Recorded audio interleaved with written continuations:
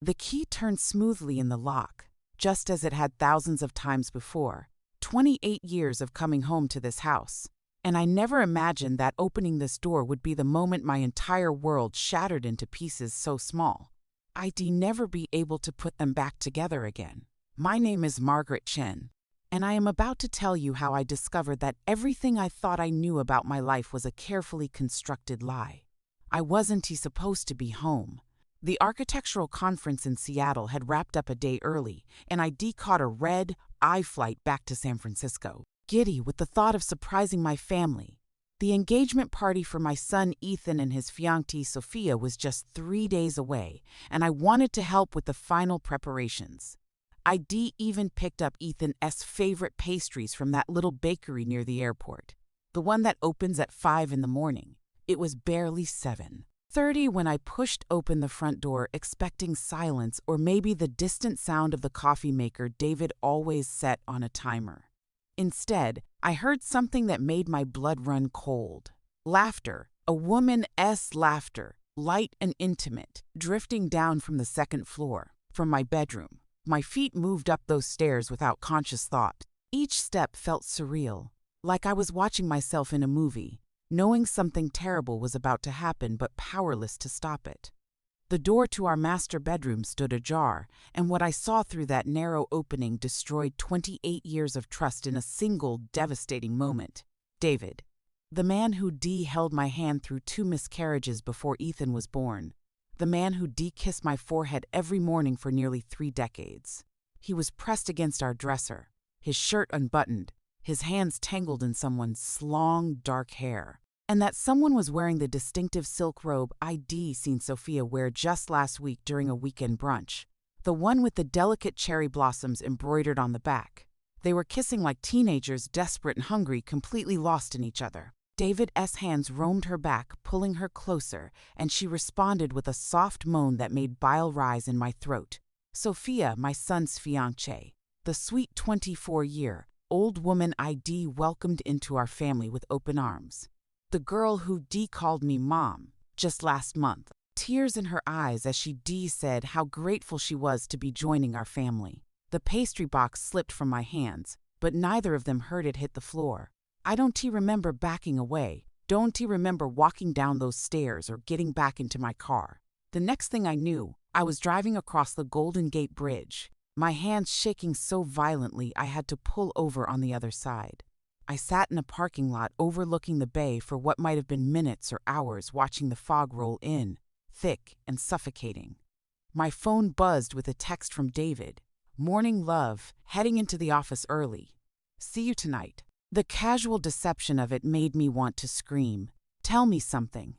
Those of you watching this, what would you do in that moment? Would you have burst into that room, confronted them right there? Part of me wishes I had. But another part, the part that kept me frozen in my car, couldn't quite accept what I'd seen was real.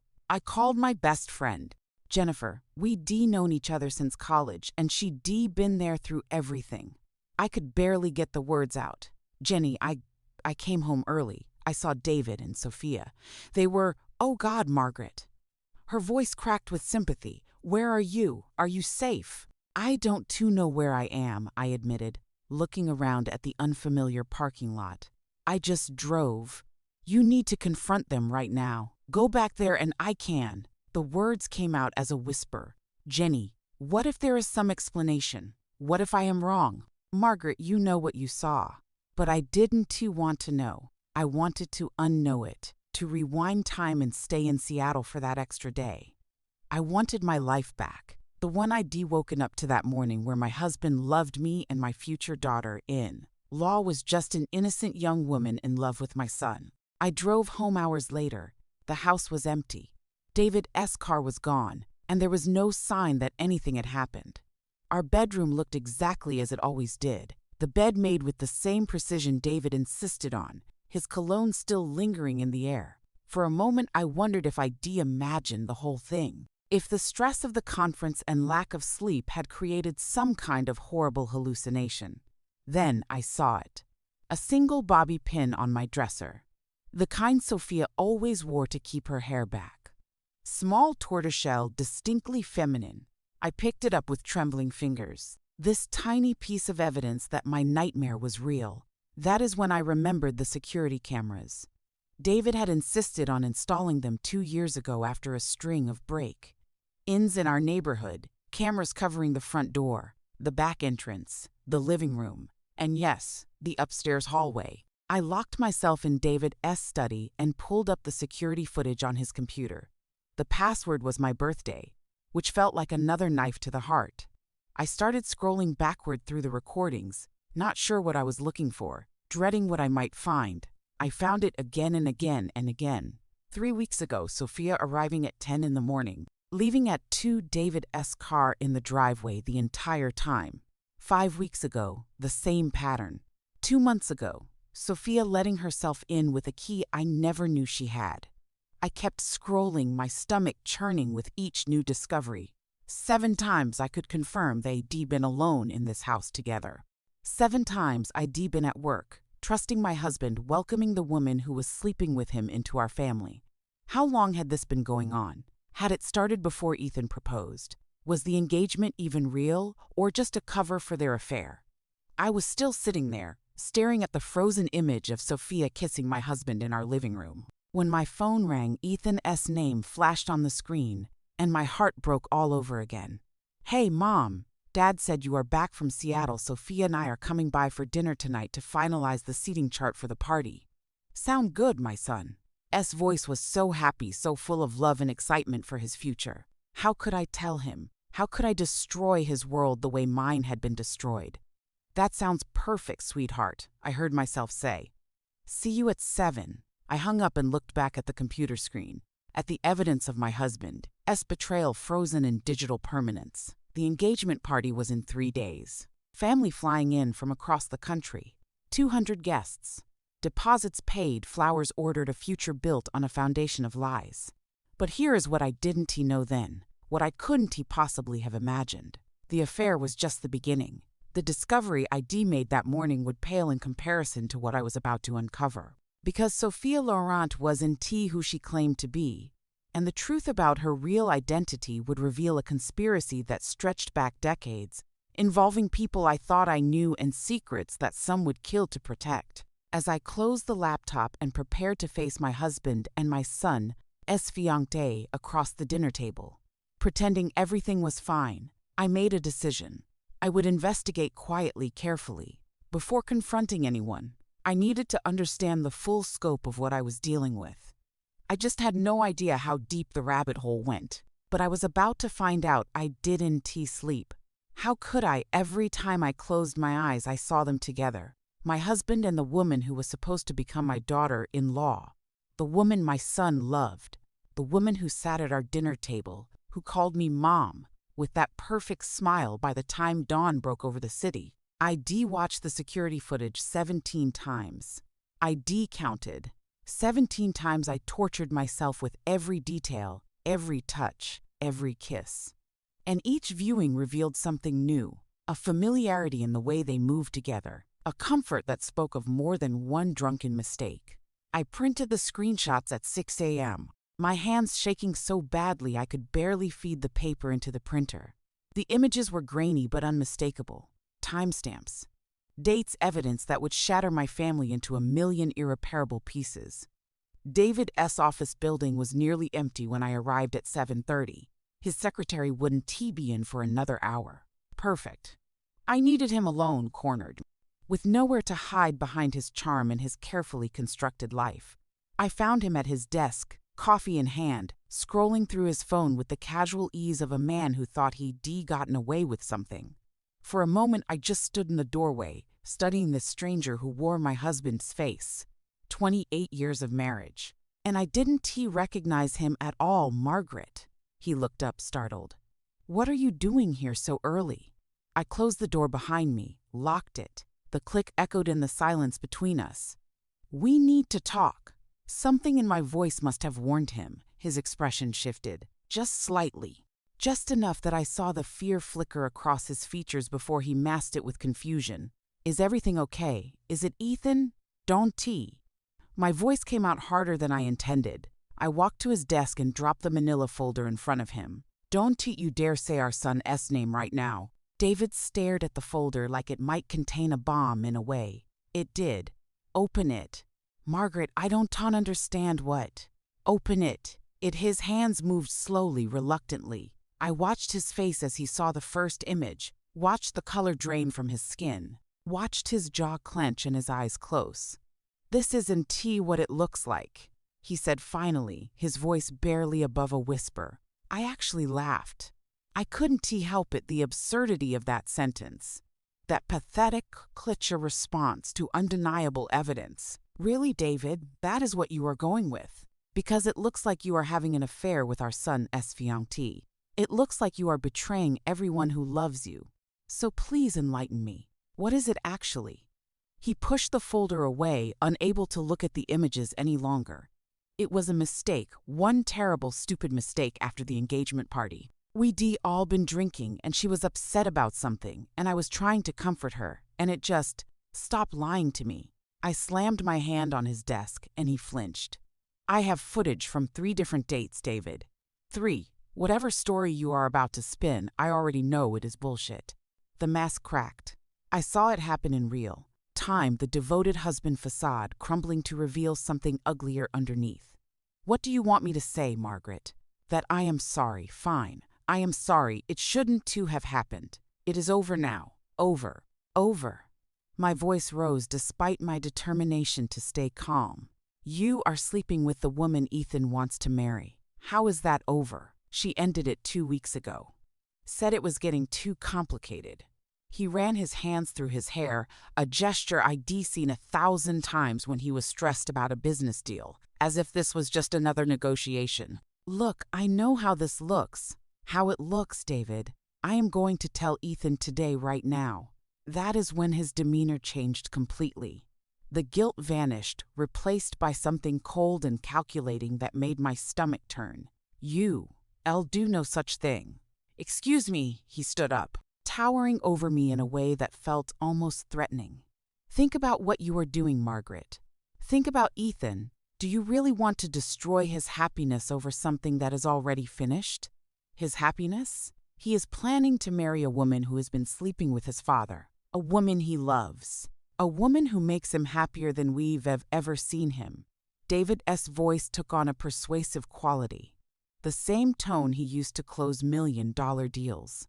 She made a mistake. I made a mistake. But it is done. Telling him now accomplishes nothing except ruining his life. I stared at this man I'd shared a bed with for nearly 3 decades. Who are you? I am someone trying to protect our son from unnecessary pain by letting him marry your mistress. She is not. He stopped himself, seemed to reconsider his words. Look, there are things you don't understand about this situation. Then explain them to me. Sophia pursued me first. The words came out defensive, almost petulant. After that first dinner when Ethan brought her home, she cornered me in the kitchen, started asking about my business, touching my arm. I thought she was just being friendly at first, but then, stop. I felt bile rising in my throat. You are actually trying to blame her. She is 24 years old, David. She is Ethan's fiancée. She is not who she claims to be, Margaret. The way he said it made my skin crawl. There was something there, something underneath his words that felt like quicksand. What does that mean? But he just shook his head. All I am saying is that Sophia Laurent came into our lives for specific reasons. And if you go to Ethan with this, you'll be playing into something much bigger than a simple affair. Then tell me what it is. I can't. Not yet, but I am asking you, begging you, to trust me and wait. Let me handle this. I grabbed the folder off his desk. You've lost the right to ask me for anything. I am telling Ethan today. Margaret, if you do this, you'll regret it. Something in his tone stopped me at the door. I turned back to face him. Are you threatening me? I am warning you. His eyes were hard cold. Sophia is some innocent victim here. She is dangerous in ways you can imagine. And if you force my hand, if you make me choose between protecting you and protecting Ethan, I'll choose our son every single time, even if that means supporting whatever story she decides to tell. I left without another word. my mind reeling. The David I'd confronted was a stranger. But this David, this cold, calculating man who spoke of choosing sides and dangerous secrets, he was something worse. He was someone I'd never known at all. I drove aimlessly for an hour before I found myself at a small coffee shop 3 neighborhoods away from anywhere we normally go. My hands were still shaking when I texted Sophia, "We need to talk alone." Her response came within seconds, "Send me the address." She arrived 20 minutes later, looking exactly as she always did, effortlessly beautiful in casual clothes. Her dark hair pulled into a messy bun, oversized sunglasses hiding her eyes even though we were indoors. She ordered a lavender latte and sat down across from me like we were old friends meeting for brunch. "Hello, Margaret." She removed her sunglasses, and I was struck by how steady her gaze was. No guilt, no fear, just curiosity. "I was wondering when we'd have this conversation. You knew that you'd found out." She stirred her coffee slowly. "David mentioned you'd been acting suspicious. I assumed it was only a matter of time." The casual way she admitted it, the complete lack of shame or remorse, made my hands curl into fists under the table. "How long has it been going on?" "Does it matter?" She tilted her head, studying me. "You are going to tell Ethan regardless, aren't you? He deserves to know the truth." "The truth?" Sophia smiled, and there was something unsettling in it, something that didn't reach her eyes. "What truth do you think you know, Margaret?" I leaned forward, keeping my voice low despite wanting to scream. "I know you've been having an affair with David. I know you've been lying to my son. I know you are not the person we thought you were." "No," she agreed softly. "I am not. But then again, neither is David. Neither is your perfect family. Did you ever wonder why I came into your lives? Why I chose Ethan?" The way she said, "chose" made my blood run cold. "What are you talking about?"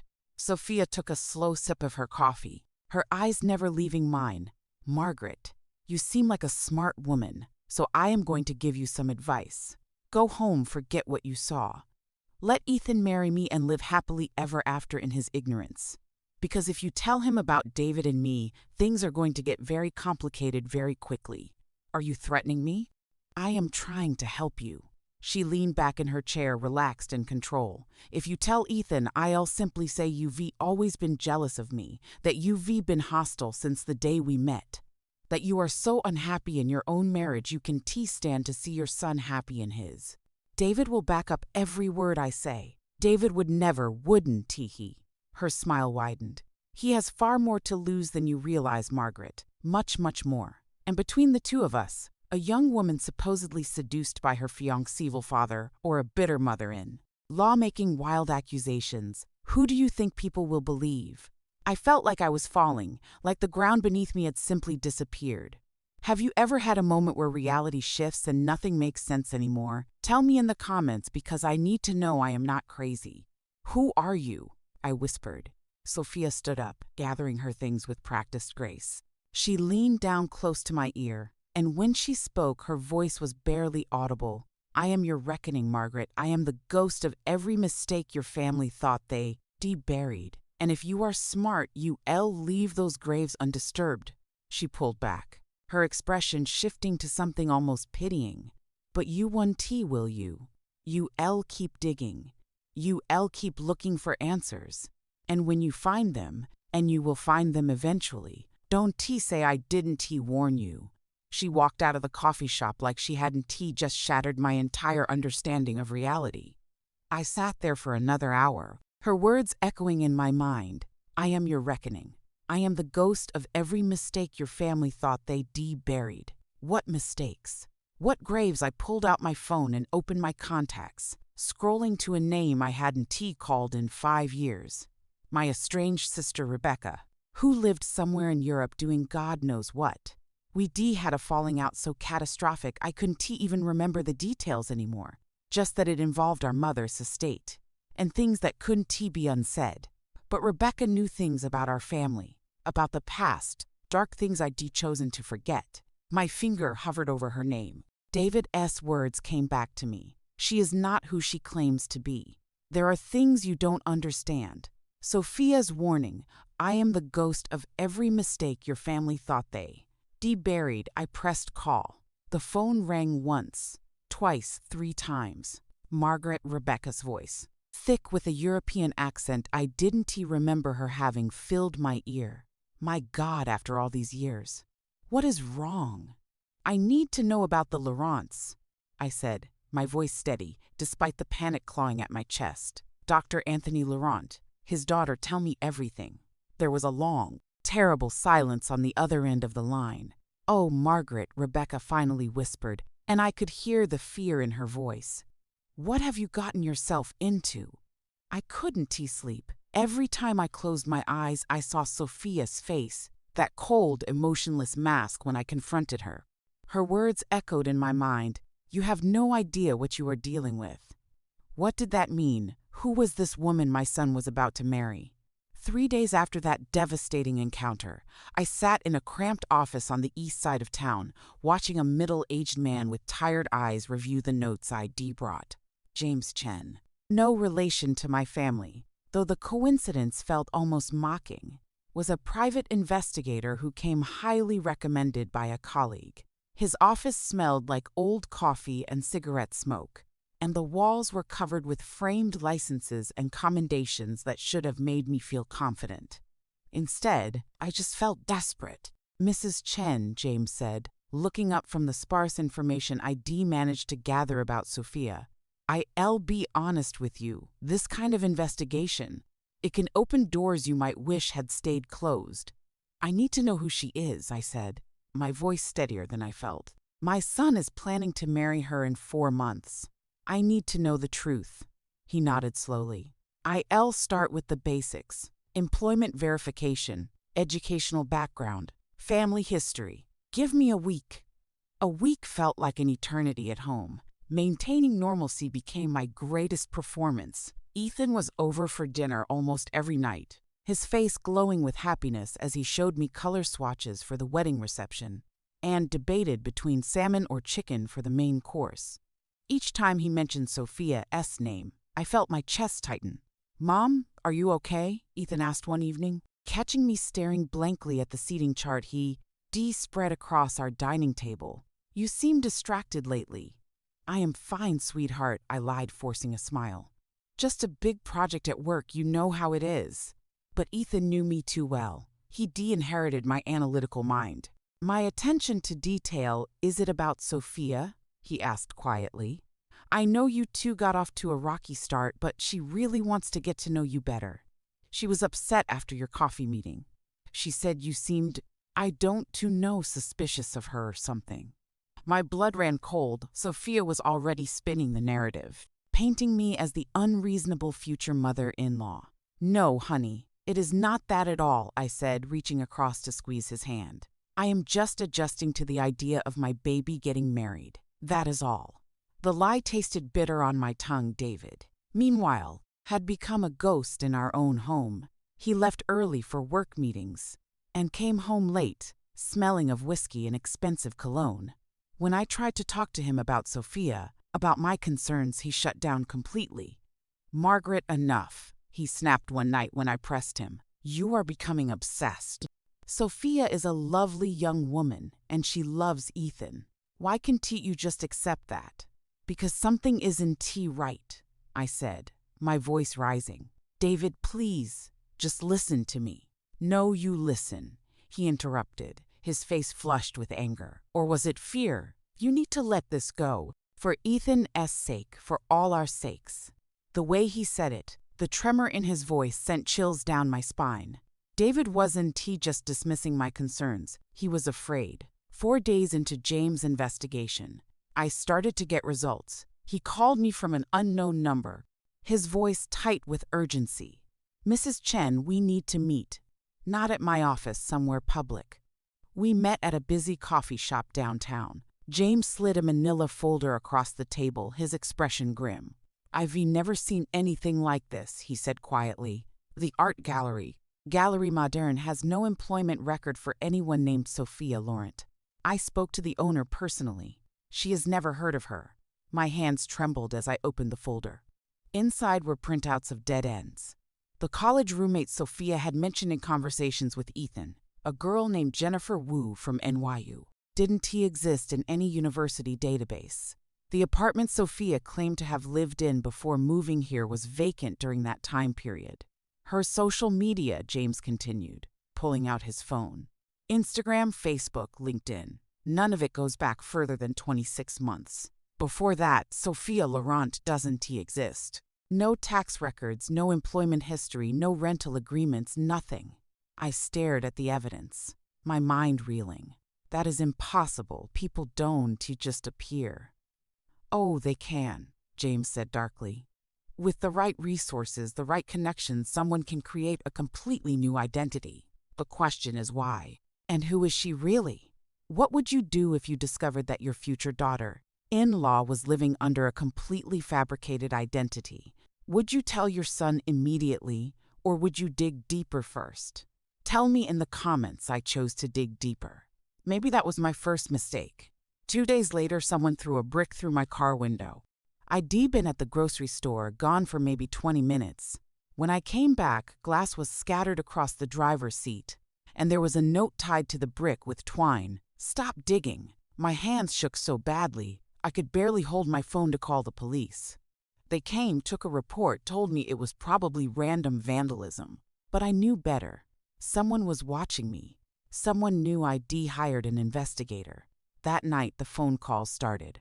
Always from blocked numbers, always the same message, delivered in a digitally distorted voice that made my skin crawl. Stop digging. Margaret, stop before it is too late. I stopped answering unknown calls, but they kept coming, 2-3 times a day. I felt like I was losing my mind. Ethan noticed my paranoia. Mom, you are scaring me, he said when he caught me checking the locks on all the windows for the 3rd time in an hour. What is going on? Nothing, sweetheart. I am just being careful. But David knew. I saw it in his eyes when I mentioned the brick, the phone calls. He went pale, actually swaying on his feet. Margaret, he said hoarsely, please just stop whatever you are doing. What am I doing, David? I challenged. Trying to protect our son from a woman who doesn't even exist. He grabbed my arm. Hard enough to bruise. He'd never done that before in 28 years of marriage. You don't understand, he whispered, his eyes wild with terror. You are putting us all in danger. Then explain it to me, I shouted, yanking my arm away. Tell me what is happening. Tell me who she really is. But David just shook his head and walked away, leaving me standing alone in our kitchen, my heart hammering against my ribs. James called again a few days later. I've found something, he said. Something big. I am not sure you are going to want to hear this. We met at the same coffee shop. This time, the folder he gave me was thicker inside, were records that made my blood run cold.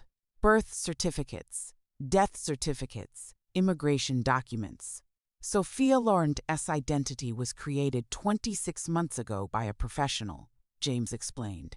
High-quality work, the kind that costs serious money. I traced the digital footprints, and Mrs. Chen. The IP addresses, the initial setup, they all lead back to someone in your family. S-orbit. What do you mean? James hesitated, then pulled out another document.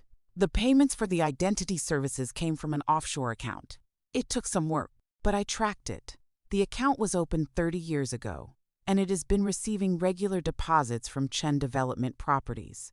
Your husband, East Company. The coffee shop seemed to tilt around me. That is impossible. There is more, James said grimly. I did some digging into Dr. Anthony Laurent, Sophia's supposed deceased father. He did exist. He was a researcher specialized in genetics and identity. He died in a car accident 25 years ago in Paris. But here is the thing. He died with his wife, his pregnant wife. The accident report says there were no survivors. My mouth went dry. What are you saying? I am saying that if Sophia really is Anthony Laurent's daughter, she would have died in that accident before she was even born. So either the reports are wrong, or Sophia Laurent is not who she says she is at all. I finished, my voice barely above a whisper, as I drove home that evening. My mind raced with possibilities, each more horrifying than the last. Who was this woman sleeping with my husband and planning to marry my son? Why had David been funding her false identity for years? And what did any of this have to do with an accident from 25 years ago? I was so lost in thought that I almost didn't notice the car following me. Black sedan, tinted windows, staying exactly 3 car lengths behind no matter how many turns I took. My heart began to race as I made a sudden right turn onto a side street. The sedan followed. This wasn't paranoia. Someone was definitely watching me. I pulled into a crowded shopping center parking lot, my hands gripping the steering wheel so tightly my knuckles went white. The sedan drove past slowly, and for just a moment I saw the driver, Sophia. She turned her head, looked directly at me through my windshield, and smiled. Then she drove away, leaving me sitting alone in my car, hyperventilating. Realizing with absolute certainty that I was in way over my head, my phone buzzed. A text from an unknown number. Last warning, Margaret. Some secrets should stay buried. I sat there in that parking lot as the sun set, watching shoppers walk past with their bags and their normal lives, and I wondered what I had unleashed. More importantly, I wondered if it was already too late to stop it, because somewhere in the darkness of the past, there was a truth so dangerous that people were willing to threaten me, to watch me, to terrorize me to keep it hidden. And that truth was connected to my husband, to Sophia, and somehow impossibly, to a family that had died decades before my son's fiancée was even supposedly born. I started the car and drove home, checking my rearview mirror every few seconds, and as I pulled into my driveway, I saw David's car already there, parked at an odd angle. The driver's door left slightly ajar as if he'd been in a hurry. Through our living room window, I could see shadows moving. 2 people. David wasn't alone. My phone buzzed again. This time it was James. Mrs. Chen, I found something else. Something about your husband and Dr. Laurent. They knew each other. They worked together. Call me as soon as you can. This is bigger than we thought. I sat in my car staring at my house, my home of 28 years, and realized it had become a place full of strangers and secrets. The man I'd married, the woman terrorizing me. The truth about what happened all those years ago. It was all connected, and I was standing at the edge of a revelation that I knew, deep in my bones, would destroy everything I thought I knew about my life. Taking a deep breath, I opened my car door and stepped out into the cool evening air. Through the window, I saw David turn toward the door, his face pale and drawn, and beside him, I saw her, Sophia, sitting in my living room like she belonged there, like she always belonged there. She saw me too, and she smiled. My hands trembled as I scrolled through my contacts, stopping at a name I hadn't dared to touch in 15 years, Rebecca. My sister. The wound between us had never healed, festering in silence across an ocean and a lifetime of bitter words. But as I sat alone in that hotel room, with the weight of David's betrayal crushing my chest and Sophia's impossible secrets swirling in my mind, I had nowhere else to turn. I stared at her number for what felt like an eternity. What could I possibly say? Hi, Rebecca. I know we haven't spoken since our last screaming match at Mom's funeral, but my husband is sleeping with my son's fiancée. And oh, by the way, she might not be who she claims to be. But I had no choice. Detective Morrison's words echoed in my head. There are layers here we haven't uncovered yet. I needed answers, and Rebecca, brilliant, paranoid, obsessive Rebecca, had always been the one who saw patterns where others saw chaos.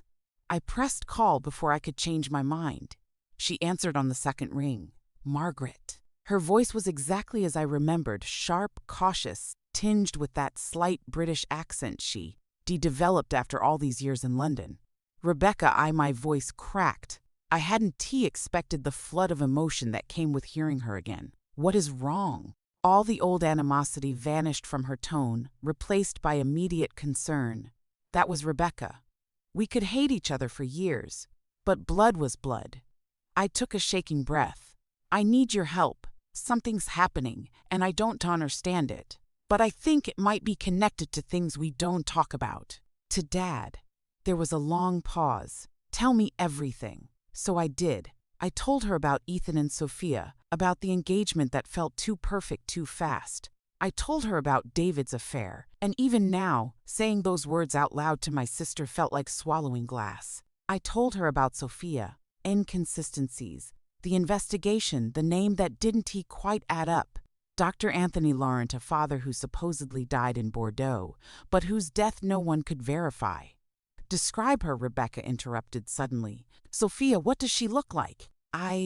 Why does that matter, Margaret? Describe her now. The urgency in her voice sent ice through my veins. She is about 5'6", slender, dark hair, almost black, usually worn in a low bun, high cheekbones, very pale skin, and her eyes. They wreathe this unusual gray-green color, striking, really almost. Serpentine, Rebecca whispered. My blood went cold. Yes, how did you don't tell anyone else about this? Do you understand me? No one. Not the police, not David, not Ethan. No one. Rebecca, you are scaring me. Good. You should be scared. I am coming home. I can be there in 18 hours. I heard movement on her end, the sound of drawers opening. She was already packing. Margaret, listen to me very carefully. This is about Dad. It has always been about Dad. Dad died 20 years ago. What could he possibly? He didn't kill himself. The words hit me like a physical blow. He was murdered, and I can prove it. The room spun around me. Our father, Jonathan Whitmore, had died 2 decades ago in what was ruled a suicide. His pharmaceutical company had collapsed under a cloud of scandal, financial irregularities, questions about drug trials, whispers of corruption. The shame had destroyed our family. It was the reason Rebecca and I had barely spoken at our mother's funeral 5 years later, both of us drowning in different versions of blame and grief. Rebecca, you can we went through this. The investigation, the autopsy. Everything pointed to exactly what someone wanted it to point to. She cut me off. I've spent 15 years investigating, Margaret. I know you think I am crazy. I know that is why we stopped speaking. But I was right. I was always right. My head was pounding. Then tell me what you found. Not over the phone. This is too big, too dangerous. But I'll tell you this. Dad didn't kill himself because of the scandal. He was murdered because he discovered what his business partner was really doing with company resources. Dr. Anthony Laurent, she paused, letting the name sink in. He was conducting illegal human experiments, genetic manipulation, things that would make your skin crawl. Dad found out and was going to expose him. So Laurent had him killed and made it look like suicide. Then Laurent faked his own death and disappeared. I couldn't breathe. You think Sophia is his daughter? Yes, I think she was raised for this. Margaret, trained to infiltrate, to get close to families connected to the old scandal. And I think she found you. But why? Why now, after all these years? That is what I am going to find out. But Margaret, her voice dropped even lower. Where does David's company do business? What properties has he developed recently? A cold fist closed around my heart as the realization hit me. Oh my God, what, Margaret? What is it? The Riverside Complex, David's flagship project, the one that made his reputation 5 years ago. It was his biggest development ever. Rebecca, it is built on the site of Dad's pharmaceutical facility. Rebecca finished, her voice grim. I know. I've been tracking that property for years. David bought that land, Margaret. He developed it. And now his son is engaged to the daughter of the man who murdered your father. The room tilted violently. I gripped the edge of the desk to keep from falling. This could be coincidence. None of this could be coincidence. Does David know? I whispered. About Dad, about Laurent, about any of it. I don't know, Rebecca admitted. But we going to find out. Don't do anything until I get there. Don't confront anyone. If Laurent is still alive, if Sophia really is working for him, then you could be in danger.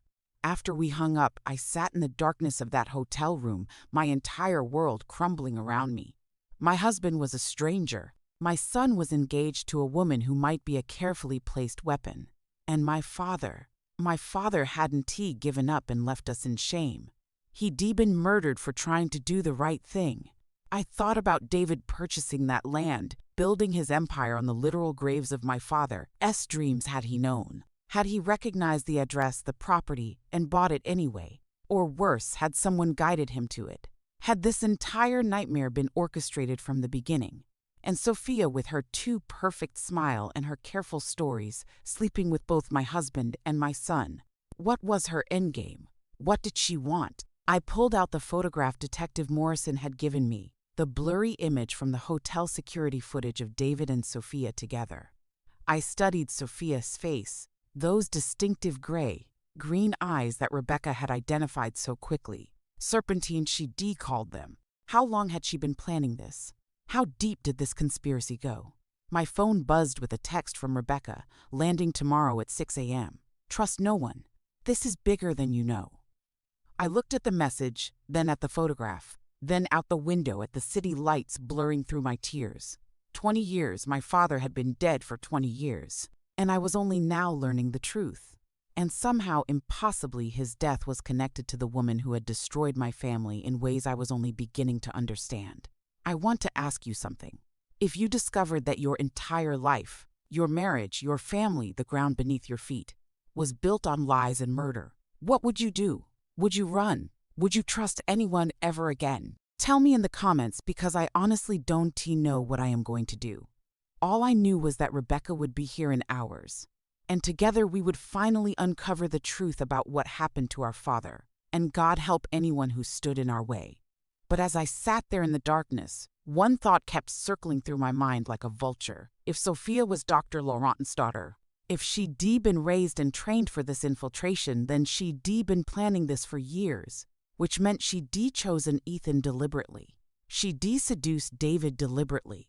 Everything was deliberately. Everything was deliberate, and if that was true, then she already knew we were investigating her. She already knew I'd fled to this hotel. She probably knew I'd called Rebecca, which meant the real question was Sophia wanted. It was what she was going to do next. The private dining room at Bellamy's was elegant in that understated way that wealthy people preferred: dark wood paneling, soft amber lighting, a single table set for 5. The kind of place where secrets were meant to stay buried. Tonight we were going to dig them all up. I arrived early with Rebecca. My sister looked exactly as nervous as I felt, though she hid it better, checking her phone repeatedly while we waited. Detective Morrison had wanted to be here, but I convinced her this needed to be family only. She was positioned nearby, ready to intervene if things went south. "Are you sure about this?" Rebecca whispered, gripping my hand under the table. "No," I admitted, "but we repassed the point of being sure about anything." The door opened. David walked in first, his expression carefully neutral, though I could see the tension in his jaw. Behind him came Sophia, looking as beautiful and innocent as ever in a cream-colored dress, her hair falling in soft waves around her face. The mask was still perfectly in place, but I could see through it now. "Margaret," David said carefully, taking his seat across from me. "Rebecca, I am glad we are doing this. We need to talk." Sophia sat beside him, reaching across to touch my hand. "Mrs. Chen, I know things have been difficult. I want you to know how much I love Ethan, and how much I want to be part of this family." The audacity of her performance was breathtaking. I pulled my hand away slowly. "Where is Ethan?" David asked, glancing at the empty chair. "He is not coming," I said flatly. "This conversation is just for us." The first crack appeared in Sophia's perfect facade, just a flicker of something cold in her eyes before the warmth returned. "But I'd seen it. I've been doing some research," I began, my voice steady despite the hammering of my heart. "Into your background, Sophia. Into your father." "My father's dead," she said softly, right on cue. "I don't understand why you keep bringing him up." "Dr. Anthony Laurent," Rebecca interjected. "Brilliant scientist, worked in experimental genetics and cognitive enhancement. Had a facility shut down 25 years ago after whistleblowers exposed highly illegal human experimentation." David's knuckles went white as he gripped his water glass. "My father worked in a research lab," Sophia said, her voice still sweet but with an edge now. "He was a respected scientist who was wrongfully accused by my father," I interrupted. "Richard Winters was one of the whistleblowers who brought down that facility." along with 3 other colleagues, all of whom have died under mysterious circumstances in the past 5 years. The room fell silent except for the distant clatter of dishes from the main restaurant. "What are you implying?" David asked, but his voice was hollow. I leaned forward, holding Sophia's gaze. "I am not implying anything. I am asking directly, who are you really, Sophia? Because I know you are not just Dr. Laurent's daughter." For a long moment she didn't move. Then, slowly, something extraordinary happened. The warmth drained from her face like water circling a drain. Her posture changed, straighter, harder. When she smiled, it was nothing like the sweet expression I'd seen for months. "You know," she said, her voice completely different now, colder, more mature, stripped of all pretense. "I wondered how long it would take you. I thought maybe you were just another privileged woman too wrapped up in her comfortable life to see what was right in front of her. But you are smarter than that, aren't you?" "Margaret," Rebecca inhaled sharply beside me. David closed his eyes. "Yes," Sophia continued, leaning back in her chair with an almost predatory grace. "I am Dr. Laurent's daughter, but not by birth. I was subject 17 in his final round of trials, a 15-year-old runaway no one would miss, given experimental treatments that restructured my cellular makeup, altered my appearance, enhanced my cognitive abilities, my memory, my capacity for planning and manipulation. Have you ever heard someone confess to something so monstrous that your brain simply refuses to process it at first? That is where I was, watching this young woman, this girl, describe her own experimentation with clinical detachment. "They shut down the facility before the treatments were complete," she said. "But Dr. Laurent got me out, raised me, taught me, and together we made a plan. Everyone who destroyed his life's work would pay. Not quickly, not cleanly. We would destroy everything they loved, piece by piece, making them watch." "You are insane," Rebecca breathed. "Am I?" Sophia tilted her head. "Your father killed himself, Margaret. That wasn't an accident or depression. We made sure he knew what was coming, that everyone he loved would suffer because of what he did. The waiting, the knowledge, the guilt. It ate him alive." I wanted to lunge across the table. Rebecca's hand on my arm was the only thing stopping me. "And David?" I asked, my voice shaking. "What is your excuse, David?" "My husband, the man I'd built a life with for 28 years, looked like he might vomit." Sophia turned to him with something almost like affection. "Tell them," she said gently. "I can tell them, or I will."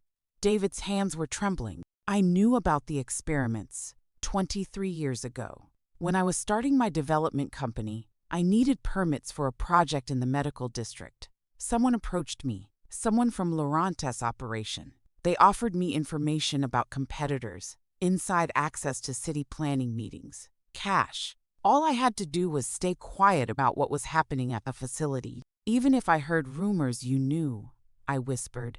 "You knew they were experimenting on children and you took their money." I was young. I was ambitious.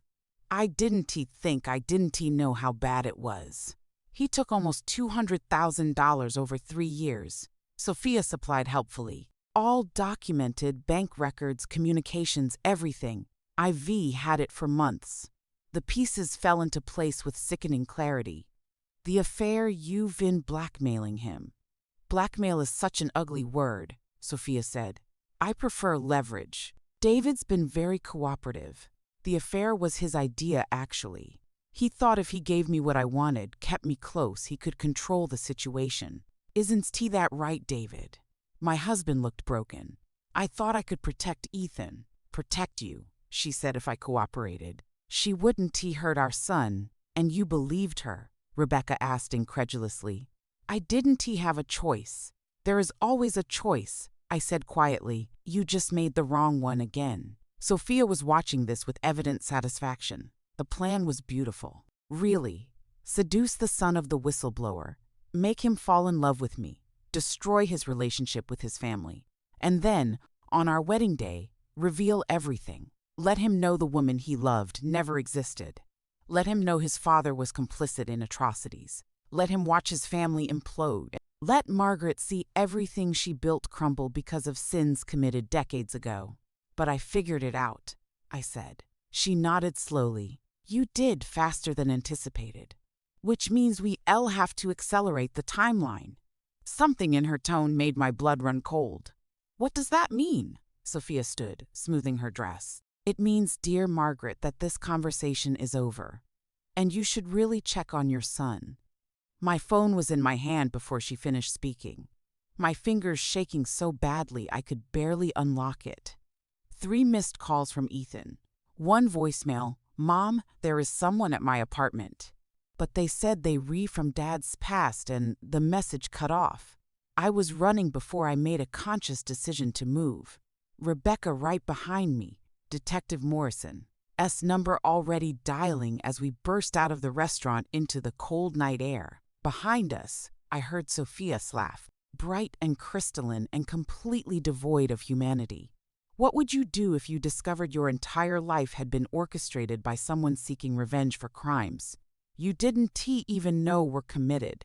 Tell me in the comments, because right now, I needed to reach my son before this nightmare claimed another victim. The trap hadn't just sprung. It had been set around all of us, and we walked right into it. And somewhere across the city, Ethan was alone with whatever monster Dr. Laurent had sent to finish what his daughter had started. I should have known Grace would interfere. My mother-in-law has never been one to mind her own business, and apparently, even a decades-old conspiracy wasn't going to change that habit. Now, the restaurant door burst open with such force that several nearby diners gasped. I turned, my heart already sinking because somehow, I knew. A mother always knows. Ethan stood in the doorway, his chest heaving, his face flushed, whether from running or rage. I couldn't tell his eyes, those beautiful brown eyes that had once looked at me with such uncomplicated love, now swept across the table with dawning horror. Ethan, I breathed, half rising from my chair. Don't his voice cracked on that single word. Grandma called me. She said Dad was on the phone, panicking, talking about meeting you here. She said something was terribly wrong. He took a step forward, his gaze landing on Sophia. So I came to make sure you were okay, Mom, to protect you. The irony of that statement hit me like a physical blow.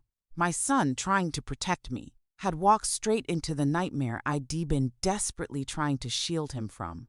Sophia had gone very still, her hand frozen halfway to her water glass. David's face had turned an unhealthy shade of gray. Rebecca simply watched, her eyes sharp and calculating, like a scientist observing a volatile chemical reaction. Ethan, please, you need to leave, David said, his voice strained. This is between your mother and me, is it? Ethan moved closer, his eyes never leaving Sophia's face. Because Grandma said she heard you mention Sophia's name. So tell me, Dad, why would my fiancée be involved in whatever crisis is happening in your marriage? The silence that followed was suffocating. I could hear my own heartbeat pounding in my ears, could feel the weight of every eye in the restaurant turning toward our table. This was it, the moment everything shattered beyond repair. How long have you been standing there? Sophia asked quietly, and something in her tone made my blood run cold. It wasn't fear I heard, it was calculation. Long enough, Ethan said. I heard you talking about blackmail, about someone named Dr. Laurent. His voice caught. Your father's name is Laurent, Sophia corrected, and her smile was terrible to see. Dr. Anthony Laurent is quite dead, I assure you. Has been for years, though not in the convenient car accident I told you about. Sophia, stop, I said sharply. Doesn't he need to hear what, Margaret? She turned to me, and I saw something wild and reckless in her eyes. The truth about his beloved father, about his precious, loving family. Oh, I think he deserves to know everything. What is she talking about? Ethan looked at me then, at David, then back to Sophia. What truth? And then Sophia told him every ugly, devastating detail. The affair started 3 months ago. If you are wondering, that work conference in San Francisco, we barely left the hotel room. The blackmail your father's business empire is built on corruption. bribery, and the systematic cover-up of experiments that destroyed lives. The manufactured identity. Sophia Laurent doesn't exist. She is a carefully constructed fiction designed to infiltrate your family. I watched my son's face as he processed each revelation. It was like watching someone die slowly. The color drained from his cheeks. His hands began to shake. His breathing became shallow and rapid. "No," he whispered. "No, you are lying. You love me. You said yes when I proposed. We were getting married in 6 months. I never loved you, Ethan." The cruelty in Sophia's voice made me flinch. Rebecca inhaled sharply. Even David looked shocked. "You were pathetically easy to manipulate," Sophia continued, her words precise and cutting. "Sweet, earnest Ethan. So eager to believe that a beautiful woman could fall for his awkward charm. You made it almost too easy. Every spontaneous encounter was planned. Every shared interest was researched. Every intimate moment was a performance." "Sophia, enough." I stood up, but she ignored me. "The engagement was meant to give me access to your home, specifically, to the safe in your father's study." She looked at David now. "You keep evidence there, don't you? Documents that would implicate several still prominent business figures who helped cover up the experiments. Names, dates, payment records. My employers want those documents." "Your employers?" Detective Morrison leaned forward. "Who are you working for?" But Ethan wasn't listening anymore. He was staring at Sophia with an expression of such profound betrayal that I wanted to gather him in my arms like I had when he was a child. Everything was fake. His voice was barely audible. Every moment we shared. "Not everything," Sophia said, and her smile turned vicious. "Your father, on the other hand, now that was real, at least on my part." I actually felt David recoil beside me. I was genuinely attracted to him. Sophia continued, her eyes gleaming with malice. "Powerful, successful, still handsome for his age. The affair wasn't just part of the plan. I actually enjoyed it. Does that help, Ethan? Knowing that while I faked every orgasm with you, I didn't have to fake anything with David?" Ethan moved so fast, I didn't have time to react. One moment he was standing frozen by the table. The next he was lunging at his father with a roar of pure anguish. "You son of a..." I grabbed his arm, using all my strength to hold him back. Rebecca jumped up and seized his other arm. David had fallen back in his chair, his hands raised defensively. "Ethan, stop," I shouted, struggling to restrain my son. He was stronger than me, fueled by rage and heartbreak. And for a terrifying moment, I thought we'd lose our grip.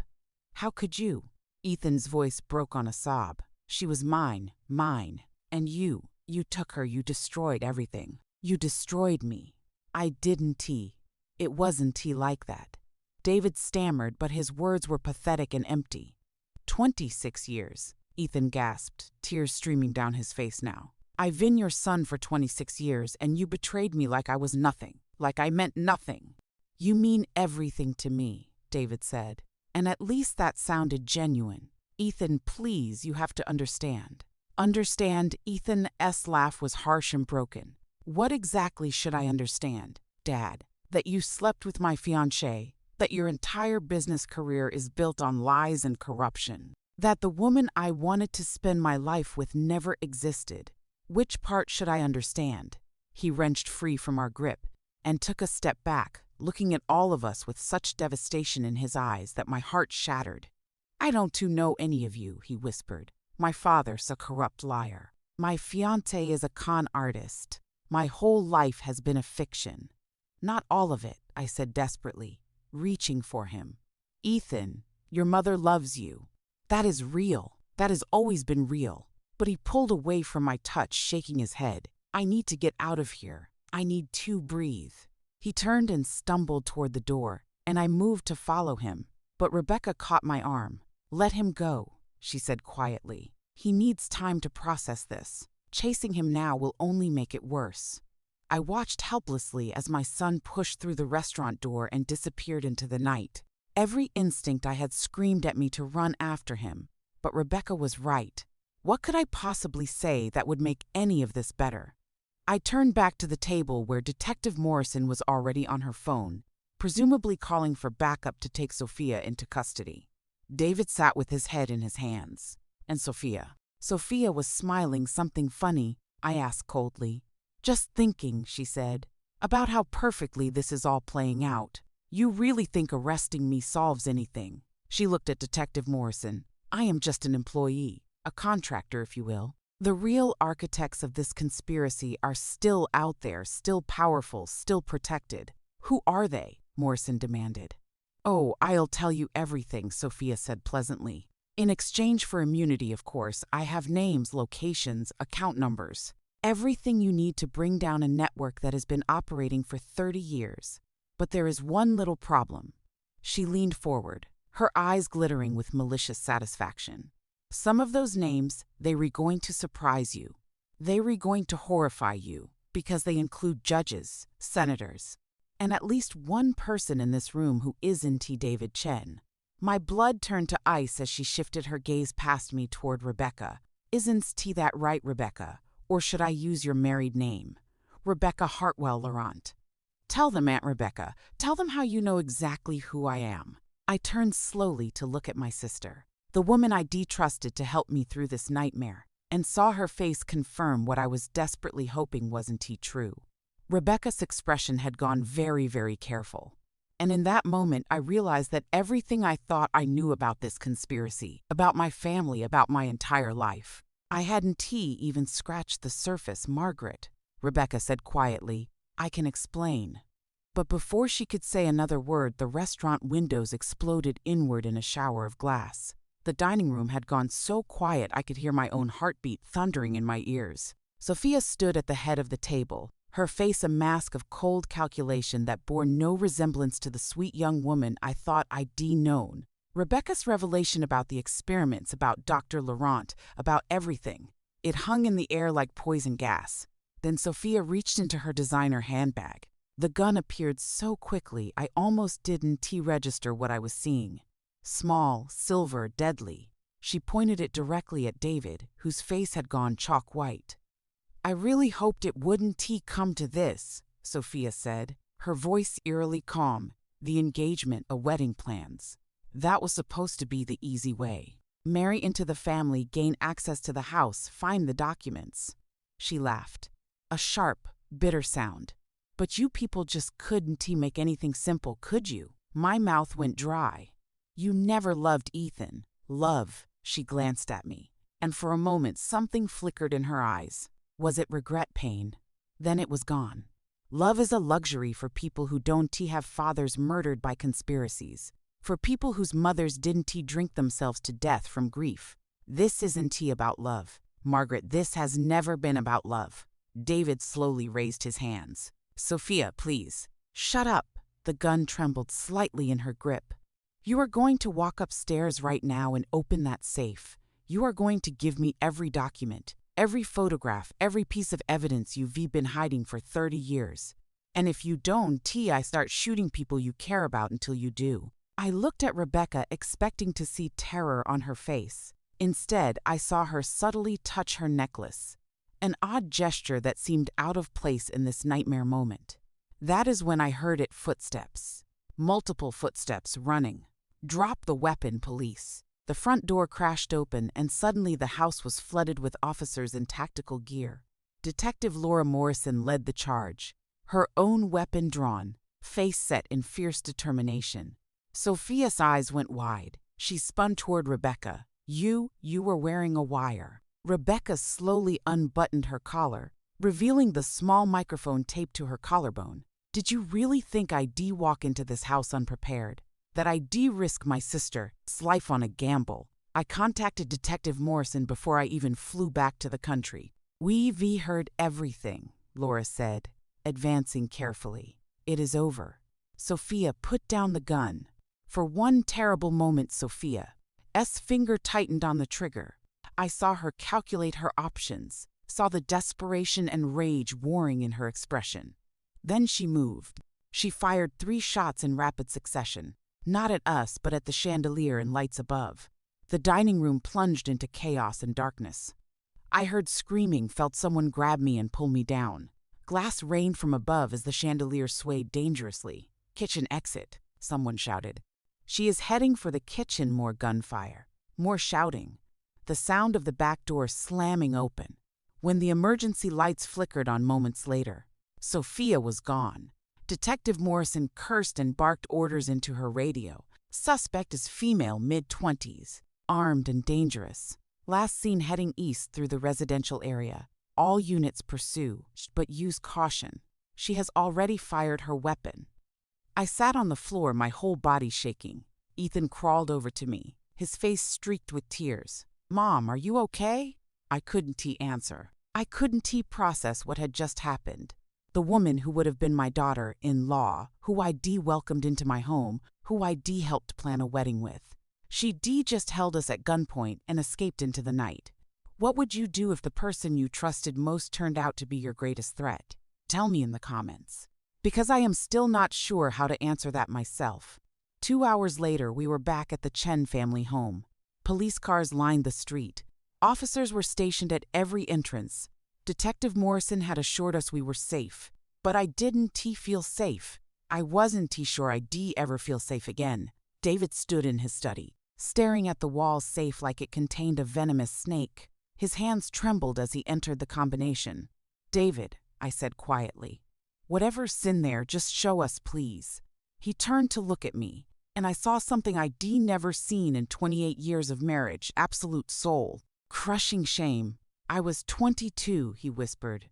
"Just a junior clerk at a medical supply company. I needed money. We were so poor, Margaret. My mother was sick, and I was drowning in debt. And then these men approached me. They said they needed someone to verify that a shipment had arrived on a specific date. That is all. Just sign a paper saying I logged the delivery." The safe door swung open. I didn't know what the shipment was for. I didn't know about the experiments. But I took the money. $5,000, which was a fortune to me then. I signed the paper. His voice broke. "And then your father started investigating. He somehow connected those medical supplies to Dr. Laurent's research facility. He was going to expose everything." Rebecca stood beside me, her hand finding mine. David pulled out a large file box, then another. "After your father died in that accident, I knew it wasn't random. I knew it was connected, so I started gathering evidence. Insurance. I told myself protection." He set the boxes on his desk with trembling hands. "I've been protecting these documents for 30 years, terrified that if anyone knew they existed, they'd come for all of us." Detective Morrison opened the first box. Her expression grew darker with every page she turned. "My God," she breathed. "Margaret, these are photographs of the facility. Financial records showing payments from at least 7 major business leaders. And these," she held up a leather-bound notebook. "These appear to be Dr. Laurent's actual research notes." I forced myself to look at the photographs. Teenagers with hollow eyes, clinical rooms with restraints, receipts for medications I'd never heard of, a paper trail of funding from corporations and political campaigns. And there, in one photograph, I saw a man I recognized from news broadcasts. A congressman who currently sat on the Health and Human Services Committee. He was shaking hands with Dr. Laurent in front of what appeared to be the research facility. "How many people knew?" I asked, my voice barely a whisper. "At least 7 in positions of significant power," Rebecca said, reading over Laura's shoulder. "Probably more. This was a network, Margaret, a conspiracy that reached the highest levels." I looked at David, this man I'd shared my life with, who I'd built a home with, who fathered my child. "You let me believe my father died in an accident." "For 30 years I was afraid," he said, tears streaming down his face. "I was so afraid that if I told you, if anyone knew, they'd finish what they started. They'd come for you, for Ethan. You were afraid." I stepped toward him, and I felt something inside me snap. "My father was murdered because he tried to do the right thing, and you took money to help cover it up. Then you married his daughter, lived in his house, raised a family on the foundation of that lie. Margaret, our entire marriage has been a lie." The words came out flat, hollow. "Every time you held me, every time you said you loved me, it was all built on your guilty secret." David collapsed into his desk chair, his body racked with sobs. But I felt nothing. No sympathy, no anger, not even hate. Just a vast, echoing emptiness. Detective Morrison's phone buzzed. She stepped away to answer it, her expression growing grim. When she returned, she looked at all of us. They lost her. Sophia managed to evade the pursuit. She could be anywhere by now. Grace Chen, who, deep and silent in the corner with a police officer beside her, finally spoke. That girl is still out there. She has a gun. And now she knows we have the evidence she wanted. Rebecca wrapped her arm around me. I'll keep you safe. There are officers everywhere. But as I stood in that study, surrounded by 30 years of lies and looking at boxes of evidence that proved my father's murder, that revealed my husband's betrayal, that documented horrors I could barely comprehend, I realized something. Sophia wasn't the only danger. This evidence implicated powerful people with resources, connections, and reasons to want these documents destroyed, and everyone who'd seen them silenced. My phone buzzed with a text from an unknown number. My blood ran cold as I read it. You have something that belongs to me. I have something you want. Answers about what really happened to you when you were 15, Margaret. Remember the gaps in your memory, the nightmares you can never quite recall. Check your father's notebooks. Look for Project Nema sign. Then decide if you really want to open this door, because once you know, you can never go back. My hands started shaking so badly, I nearly dropped the phone. Detective Morrison took it from me, reading the message with alarm. What does she mean? Laura asked. What happened when you were 15? But I couldn't answer, because suddenly fragments were surfacing. A white room, voices I couldn't quite place, the smell of antiseptic, and underneath it all, a terrifying certainty that I'd forgotten something crucial. Rebecca's face had gone ashen. Margaret, the summer before Dad died, you were sick for weeks. Don't you remember? Mom and Dad said it was pneumonia, but you were never the same after. You started having nightmares, and there were appointments, so many doctor's appointments. I looked at the boxes of evidence, at the leather notebooks that contained Dr. Laurent's research. Was my name in there somewhere? Had I been part of the experiments without even knowing it? Detective Morrison was already pulling out notebooks, flipping through pages frantically. Then she stopped. Her face said everything. Margaret, she said gently, I think you need to sit down. But I couldn't sit, I couldn't move. Because in that moment I understood the real reason David had kept these documents hidden for 30 years. The real reason he'd been so terrified. It wasn't just about covering up his involvement or protecting his family from external threats. It was about protecting me from the truth about myself. They say justice is blind, but I've learned it also moves painfully slow. Like watching a building collapse in extreme slow motion. You see every crack forming, every support beam buckling, but you are powerless to stop the inevitable destruction. The first arrest came on a Tuesday morning, 3 weeks after David handed over his evidence to Detective Morrison. I was making coffee when Rebecca burst into the kitchen, her phone thrust toward me, the news headline glaring. State Senator Marcus Whitfield arrested in connection to decades-old conspiracy. I set down my mug with trembling hands. It is really happening. 2 senators, Margaret, Rebecca said, her voice a mixture of vindication and sorrow. They arrested Senator Patricia Huang an hour ago. The news is calling it the biggest political scandal in 20 years. By Wednesday, they arrested a federal judge, Judge Ronald Pemberton, the same man who presided over dozens of adoption cases throughout the 90s, the same man who signed off on falsified documents, who looked grieving parents in the eye and told them their children were legally placed while knowing the truth of how those babies were obtained. The media circus was relentless. Our street filled with news vans, reporters shouting questions every time any of us left the house. I stopped watching the coverage after the 3rd day, seeing David's face plastered across every screen, reading the speculation about our family, about Ethan. It was too much. What would you do if your private tragedy became public entertainment? Tell me in the comments, because I still don't know if I handled it right. Ethan moved out of his apartment that first week. He couldn't stay there, he said. Too many memories of Sophia contaminated every corner. He arrived at our door, at what was still technically our house. with 3 suitcases and eyes so hollow they frightened me. "Mom," was all he said before I pulled him into my arms. Rebecca made up the guest room while I held my son. He didn't cry. I wished he would. Instead, he just stood there, rigid and broken, like a statue of grief. "I loved her," he whispered against my shoulder. "God, Mom, I loved someone who never existed." "I know, sweetheart, I know." That night, I heard him pacing in his room until dawn.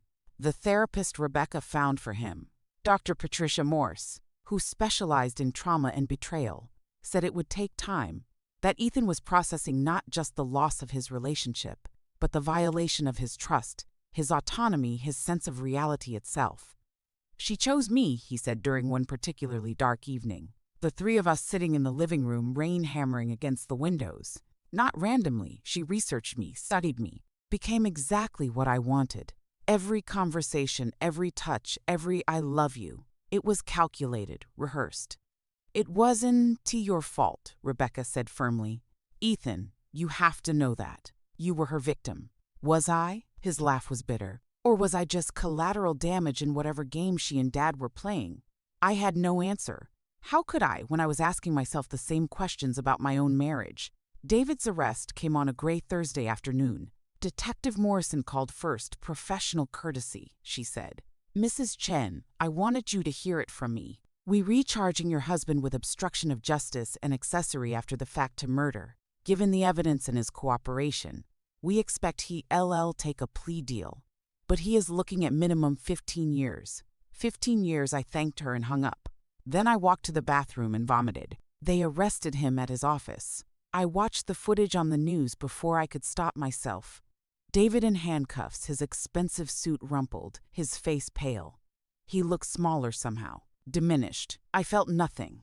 That is what scared me most. After 28 years of marriage, watching my husband led away in handcuffs, I felt absolutely nothing. The lawyer ID retained, a sharp woman named Elizabeth Park, who handled some of the most contentious divorces in the state, delivered the news about our finances with clinical efficiency. "He has been withdrawing money for approximately 5 years, she said, spreading bank statements across her desk.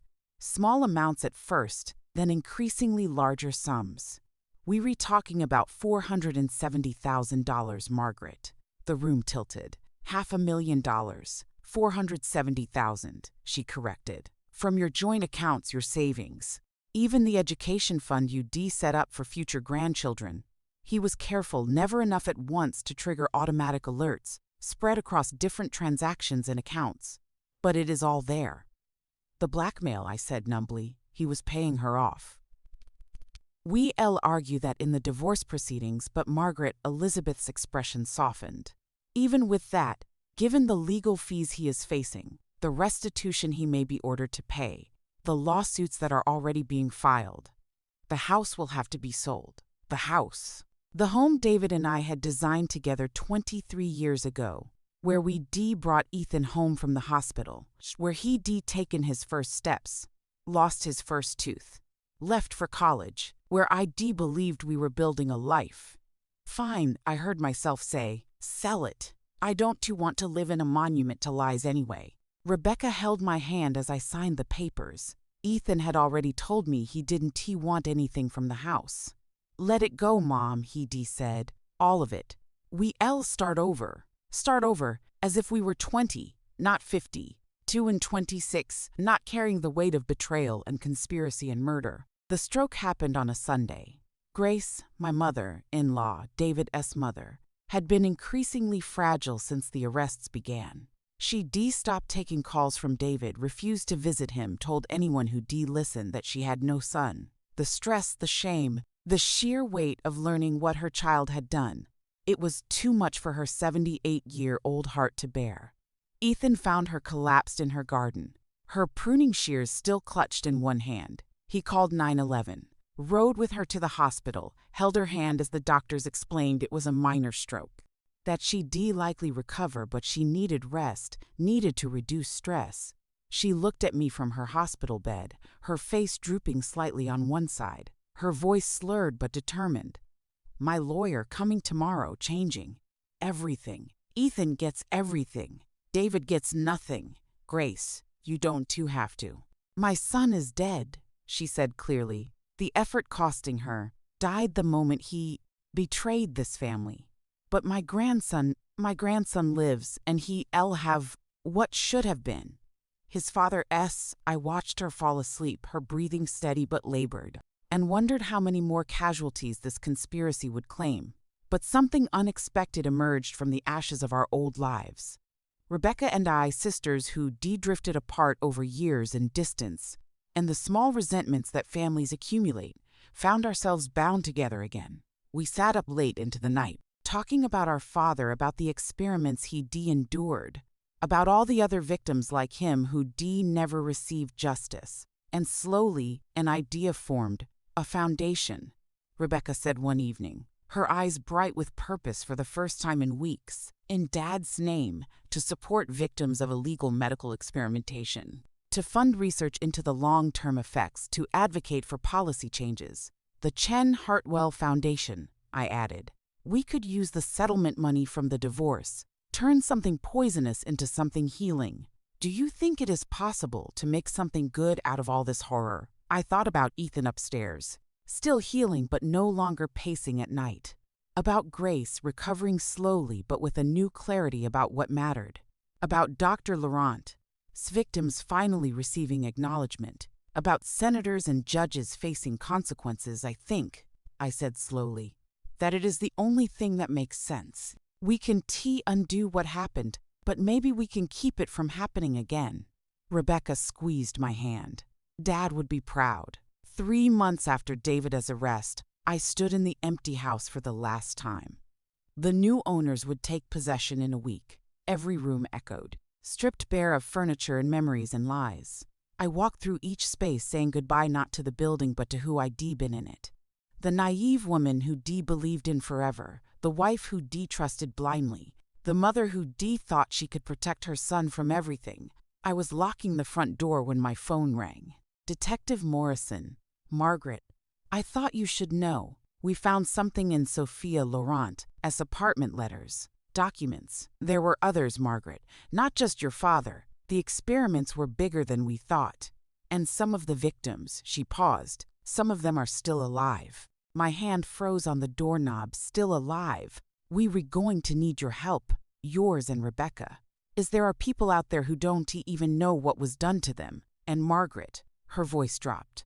One of the names in Sophia's files. You are going to want to sit down for this. The last light of afternoon caught the house's windows, turning them into mirrors of gold and shadow. Behind me, the past ahead, an uncertain future.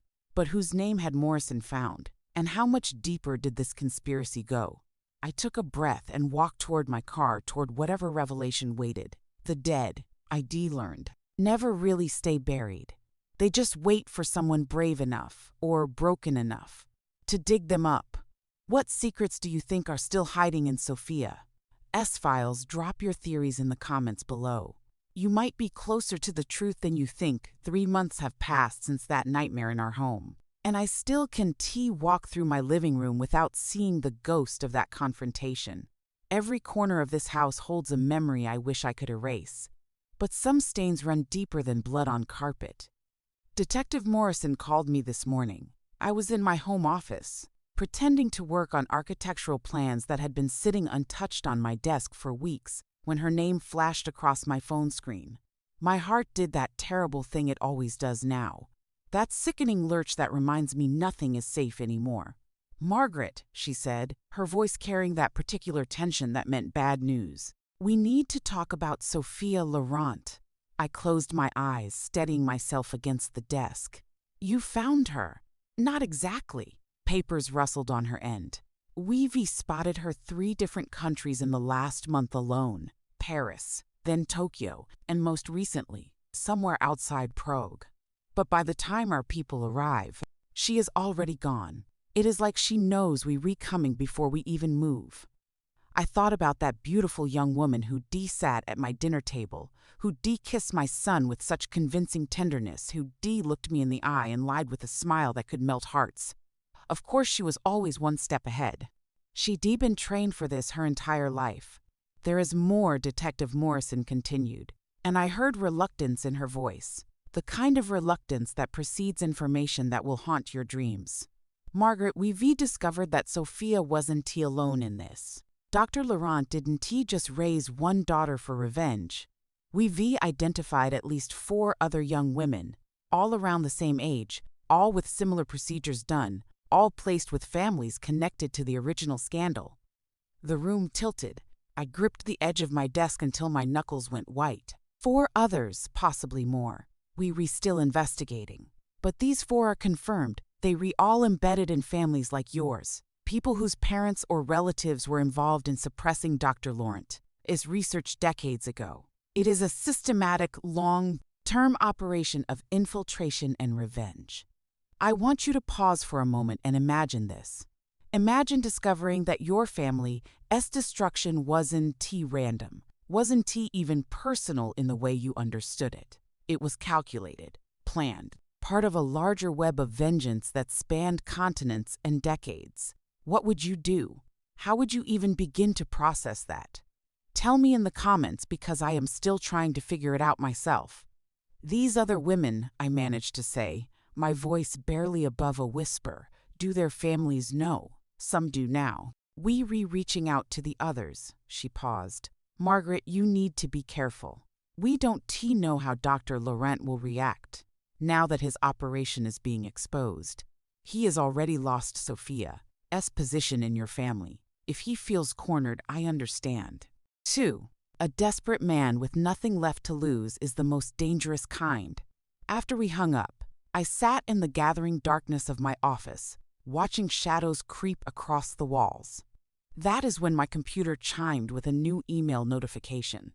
The address was a random string of numbers and letters, clearly a burner account. No subject line.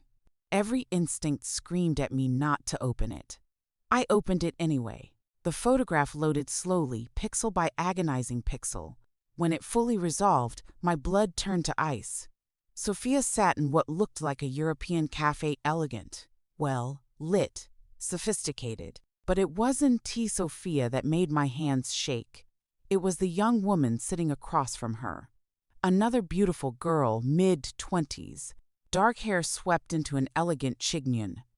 Both of them were leaning over what appeared to be photographs spread across the table between them. I couldn't make out the faces in those photographs, but the intensity in their expressions told me everything I needed to know. They were planning something. Comparing notes, perhaps sharing intelligence about their targets. Families like mine who had no idea they were being hunted. I forwarded the photograph to Detective Morrison immediately, then sat staring at my screen trying to make sense of this new horror. How many CAFs like this existed around the world right now? How many young women were gathering? Comparing notes, preparing to destroy more families. The sound of a car in the driveway pulled me from my dark thoughts. Ethan. He started coming by more regularly lately. Usually unannounced, as if he needed to confirm that I was still real, still here, still his mother. I quickly closed my laptop and composed myself before meeting him at the door. He looked better than he had 3 months ago. The hollows under his eyes weren't quite as deep, and he put some weight back on, but I could still see the damage in the careful way he moved, the way his eyes scanned every room he entered. "Hey, Mom," he hugged me, and I held on maybe a second too long. He didn't pull away. We settled in the kitchen with coffee, falling into the familiar rhythm that had sustained us through these impossible months. But something was different today. Ethan was fidgeting, his fingers tapping against his mug in an irregular pattern that spoke of anxiety. "I saw someone today," he finally said, staring into his coffee like he might find answers there. "At the grocery store, dark hair, green eyes, about Sophia's height." For a second, my heart just stopped. I actually dropped what I was holding. Just froze in the middle of the aisle like an idiot. Oh, honey, it wasn't her, obviously. This woman was probably 10 years older, and when she turned fully toward me, she looked nothing like Sophia. But for that split second, he shook his head, jaw tight. "Dr. Chen says these episodes are normal. That trauma responses take time to process." "But Mom, it has been 3 months. Shouldn't I be better by now?" "Healing isn't linear, Ethan. There is no timeline for recovering from what you went through. What we both went through. I didn't, he add. He nodded, but I could see he didn't quite believe it. I went on a date last week, he said abruptly, looking up at me with something like defiance, as if expecting me to protest. That is good, I said carefully. Isn't it? I don't know. She was nice, pretty smart, everything you want. He laughed bitterly, and I spent the entire dinner looking for signs that she was lying to me, analyzing every word, every gesture, trying to figure out what her real agenda was. She asked me about my job, and I actually wondered if she was gathering intelligence. She mentioned she'd traveled to Europe last summer, and I started calculating whether she could have been meeting with someone connected to all this. He rubbed his face with both hands. I am going crazy, aren't I? You are being careful, that is different. I reached across the table, covering his hand with mine. Ethan, you trusted someone completely, and that trust was weaponized against you. Of course you are questioning everything now. That is not crazy. That is survival. But as I said those words, I realized I was describing myself as much as him. I started seeing shadows everywhere too. Every friendly interaction felt suspect. Every coincidence seemed calculated. Dr. Laurent and his daughters had done more than infiltrate our lives. They'd stolen our ability to trust the world around us. My phone buzzed with a text, Detective Morrison. Call me when you can. The FBI wants to meet with you tomorrow. Ethan saw my expression change. What is it? I could have lied. Should have lied, probably, to protect what little peace he managed to reclaim. But we had enough lies. The FBI wants my help with something. They re-hunting Dr. Laurent and the other women he raised. Other women. His face went pale. There are more. And so I told him. Everything Detective Morrison had shared about the 4 confirmed cases, about the systematic targeting of families connected to the old scandal. I showed him the photograph from the encrypted email, watching his face cycle through shock, anger, and something that looked disturbingly like fear. Jesus Christ, he whispered. This is so much bigger than we thought. The next day I found myself in a conference room downtown, surrounded by FBI agents and international law enforcement liaisons. They laid out everything they knew about Dr. Laurent's operation, a sprawling conspiracy board that looked like something from a crime thriller. Except this was horrifyingly real. Mrs. Chen, the lead FBI agent, said, a severe woman named Agent Rourke with steel, gray hair and eyes that had seen too much. We understand you are an architect. We need your expertise.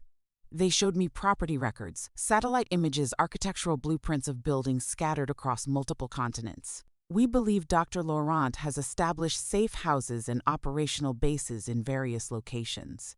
Some are hidden in plain sight.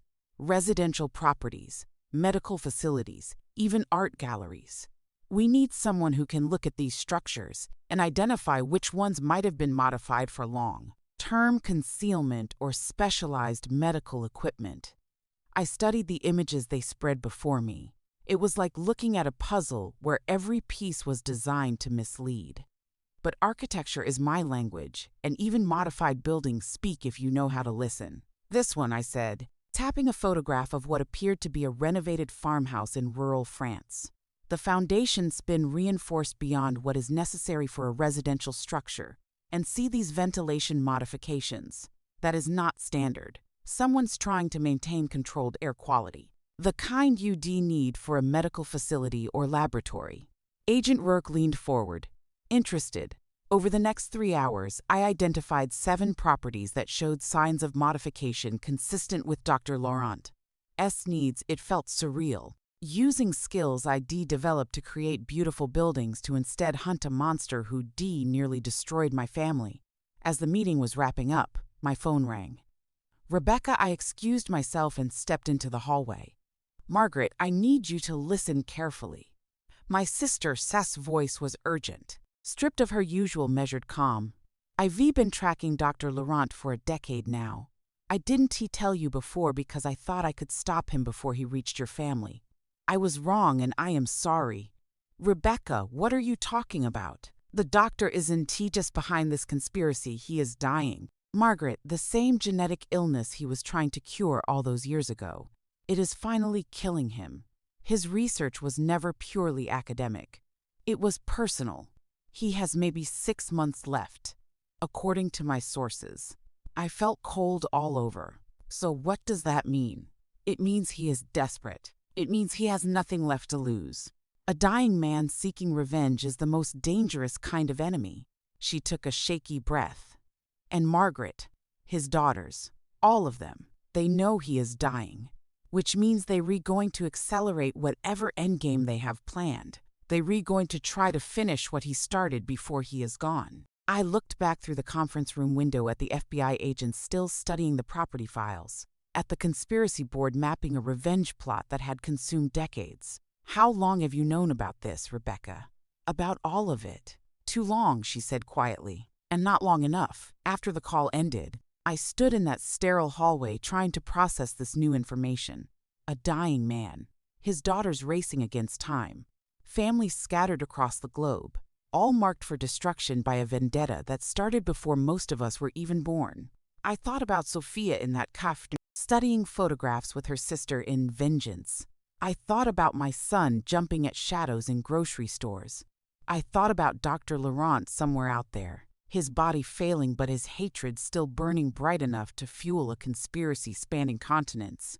And I made a decision. I walked back into that conference room and told Agent Rourke everything Rebecca had just shared, about the Dr. S. terminal illness, about the acceleration that was surely coming, about the ticking clock that was pushing these young women toward whatever terrible finale they'd been trained for their entire lives. Mrs. Chen, Agent Rourke said when I finished, her expression grave, are you willing to help us stop them?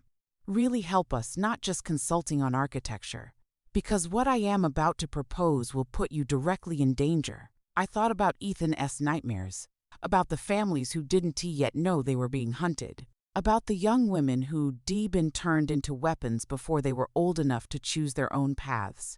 Tell me what you need, I said. Agent Rourke smiled, a sharp, predatory expression that would have frightened me under different circumstances. We need bait, she said. And you, Mrs. Chen, are perfectly positioned to draw them out. As I left that building walking into the fading afternoon light, I felt something I hadn't experienced in months. A sense of purpose. For 3 months, I'd been a victim, scrambling to understand what had happened to my family. But victims can become hunters. Prey can become predator. Somewhere out there, Sophia Laurent was planning her next move. Dr. Laurent was dying, his daughters racing to complete his terrible mission. And now they would learn something they hadn't counted on. I was done running, done hiding, done waiting for the next shoe to drop. The hunt was on, and this time, I wasn't the target. I was coming for them. But as I reached my car, my phone chimed with one more message. Another encrypted email from the same unknown source as before. This time, no photograph, just 5 words that made my blood run cold. They know you are helping us. 1 year, 365 days since the morning I discovered my husband in bed with our son's fiancée. Since the world I built brick by brick over 28 years crumbled into dust. The documentary crew asked me to reflect on this anniversary, to tie everything together with a neat bow, but there are no neat bows here. Only scars that are slowly, painfully beginning to heal. The courtroom was colder than I remembered. Federal courtrooms always have this quality, sterile, impersonal, as if the life-destroying decisions made within their walls are just another day's work. I sat in the gallery, my hands folded in my lap, watching the man I'd slept beside for nearly 3 decades stand before the judge in an orange jumpsuit that seemed to drain whatever remained of his dignity. 18 years, the sentence came down like a gavel strike to my chest, even though I'd been prepared for it. Conspiracy, fraud, tax evasion. Contributing to the abuse of minors, the charges had stacked up like the lies he'd told. The prosecution had built an airtight case, thanks in part to the evidence Rebecca and I had uncovered, and the testimony of the 2 daughters who'd been found. I'd been asked if I wanted to read a victim impact statement. At first, I'd refused. What could I possibly say that would matter? But Ethan had encouraged me. Do it for yourself, Mom, he'd said. Not for him, for you. So I'd written something. And when they called my name, I stood on legs that felt like water and approached the podium. "Your Honor," I began, my voice steadier than I'd expected. "I am not here to speak about what David Chen did to others, though those crimes are unforgivable. I am here to speak about what he did to me." I could feel David's eyes on me, but I didn't look at him. I wouldn't give him that. For 28 years I slept beside a stranger. I shared my dreams, my fears, my body, my life with someone who was living a lie so profound that I questioned whether anything we had was ever real. Was the man who held my hand during my father's funeral the same man who was funding his abuse? Was the father who taught our son to ride a bike the same man who was grooming young women to become pawns in his sick games?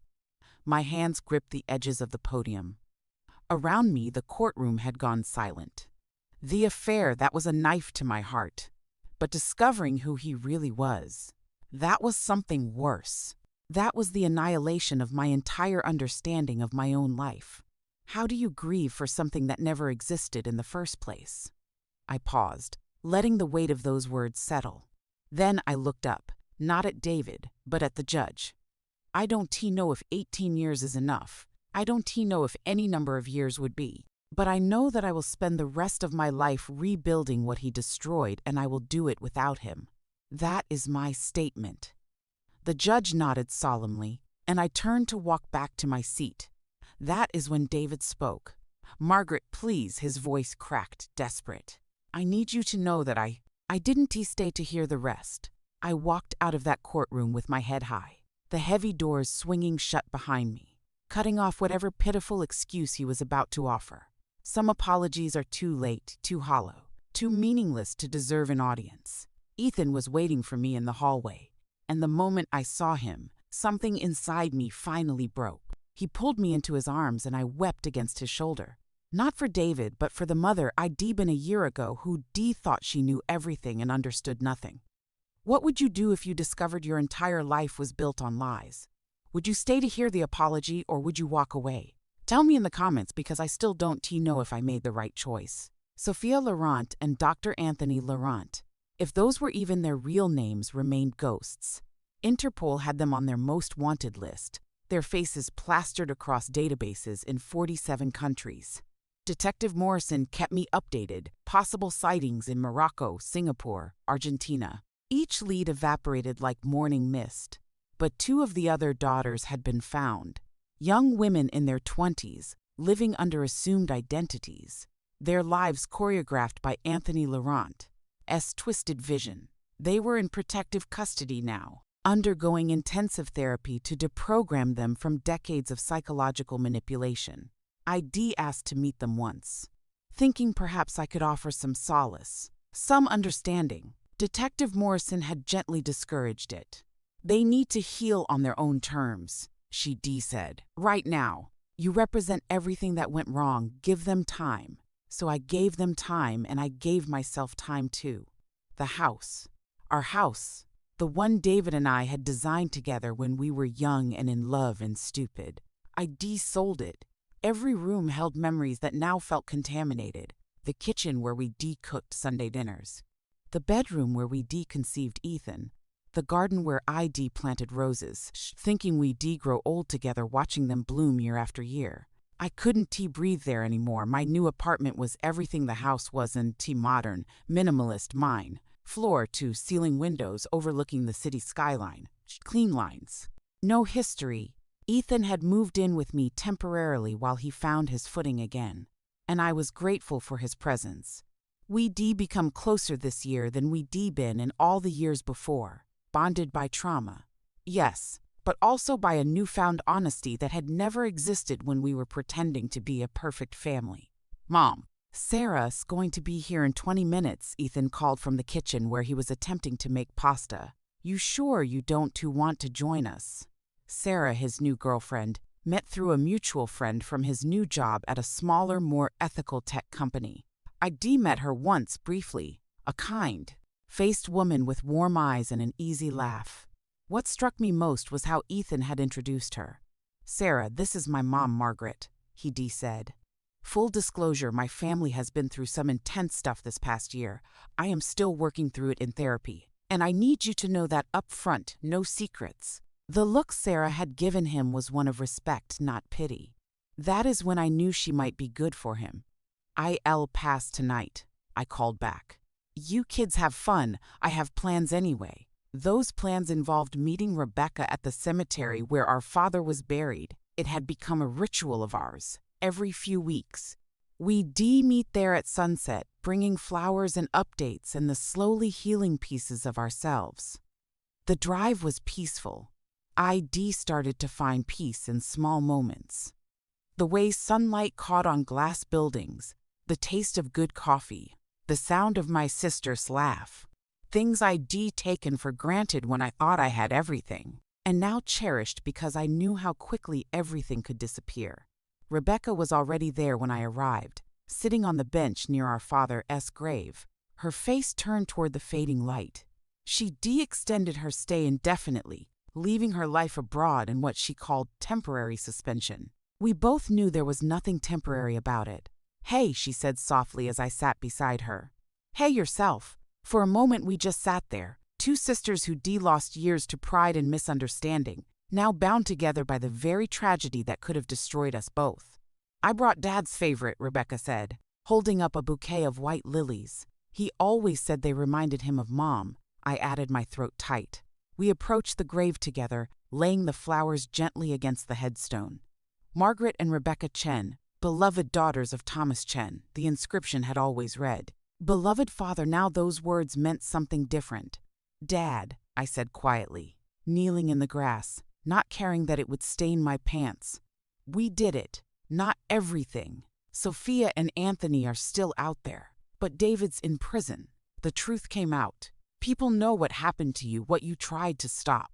Rebecca knelt beside me, her hand finding mine. "Justice isn't finished, but it is being served. We wanted you to know that. We wanted you to know we finally heard you." The sun was setting, painting the sky in shades of orange and purple, and I thought about how this time last year I'd been a different person. Margaret Chen, successful architect to devoted wife, content mother, that woman was gone, and I grieved for her. But in her place was someone I was just beginning to know, someone stronger, someone real. "Do you think we'll ever feel normal again?" Rebecca asked as we walked back to our cars. I considered the question. "I don't know if we'll ever be normal, but maybe we can be okay. Maybe that is enough." We hugged goodbye, promising to meet for dinner later in the week, and I drove home as the city lights began to flicker on around me. The apartment was quiet when I arrived. Ethan and Sarah must have gone out after dinner. I poured myself a glass of wine and stood at the window, looking out at the sprawling metropolis that suddenly felt full of possibility instead of threat. My phone buzzed. A text from Detective Morrison. "Call me when you get a chance. New development." My heart stuttered. New development could mean anything. They found Sophia. They found Anthony. They found nothing. And this was all going to drag on for another year. Another decade. Or maybe it meant something else entirely. I stared at the message, my finger hovering over the call button, and realized that whatever came next, I would face it. Not as the naive woman who thought she knew everything, but as the one who learned that the only person you can truly know is yourself. And right now, in this moment, I knew I was strong enough for whatever truth was waiting on the other end of that phone call. I pressed dial. "Detective Morrison. It is Margaret Chen. What did you find?"